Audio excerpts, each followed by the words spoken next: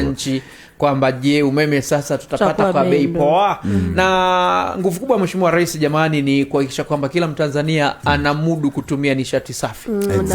Na sindo hiyo kampeni ya kuendelea kutumia nishati safi. Kwa hiyo kama nishati safi wanataka itumike, it means washushe bei sasa. Tumekuwa na kilio cha muda mrefu cha si tu kuishia kusema watu wanunue majiko banifu na nini, lakini upatikanaji wa gesi salama hiyo lakini kwa bei nafuu ndio tatizo. Kwa kila mmoja tu akipata, kama ambavyo wenzangu wiki iliyopita mlishauri kwamba tupate hata ya buku, yani uwezo wa kujinunulia, ambayo baadhi ya maeneo wanayo. Sasa hiki pia tunatamani umeme ukiwa wa kutosha, tutatumia majiko ya umeme jamani.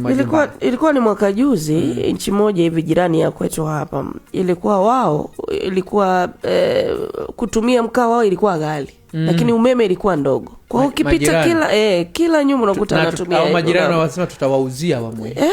Lakini walikuwa wanatumia umeme sana. Wengi walikuwa wanatumia majiko ya umeme kuliko mkaa. Yeah, sure. Kwenye hilo kuna maendeleo ya nchi, alafu kuna maendeleo ya mwananchi mmoja mmoja, sio? Ambayo pia tunaweza tukajaribu kuangalia kwenye maendeleo ya vitu na maendeleo ya watu. Kwa kwenye maendeleo ya vitu hapa tumepiga hatua. Yaani kwamba tuna mradi mkubwa ambao umekuwa ni ndoto ya miaka mingi sana toka kwa rais wa kwanza wa Jamhuri ya Muungano wa Tanzania, Mwalimu, si ndio?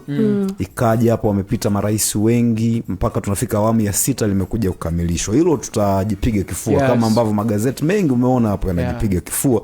Amini kwamba tumetimiza jambo kubwa sana. Sasa hoja inakuja hapo kwamba tumepiga hatua kama nchi, si ndio? Manufaa yanapaswa kuwa ya mwananchi.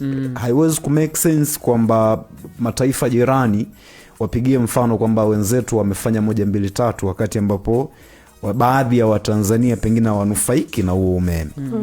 Na bahati nzuri mmezungumza hoja nzuri sana kwamba tupo kwenye kampeni ambayo ni